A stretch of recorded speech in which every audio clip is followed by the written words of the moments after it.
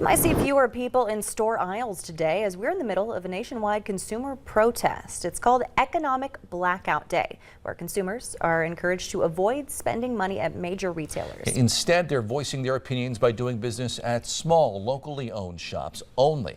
Valley News Team's Anna Ballweber stopped into some of those shops today and brings us more. Making voices heard with wallets.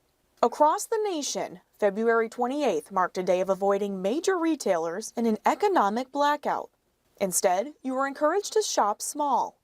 Local shops in Fargo prepared for the day. We focus so much on making sure that everybody who comes through the door feels really, really welcome, and we want it to feel like you're shopping with your best friend.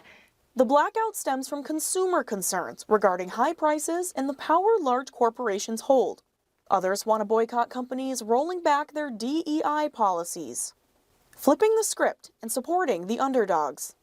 Big box stores, big local, big chains, big enterprises that are faceless entities just cannot offer a one-on-one experience where you feel loved and cared for. An experience you just can't get anywhere else. Oftentimes, supporting local means more than you think.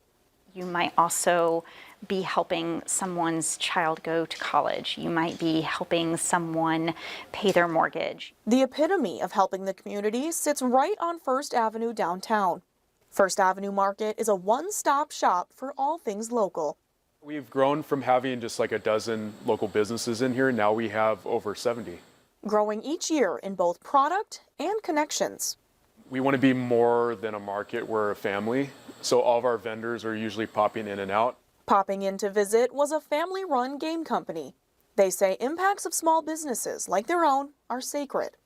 There's a story behind these games. There's a story behind these local shops. There's real people involved. And for us, that's the core of what we enjoyed about these games, was those moments with families and friends.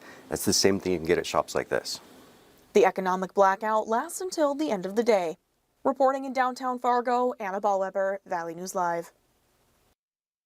Today's blackout may not be the last. Other groups across the country are discussing organizing longer blackouts and some that target specific companies.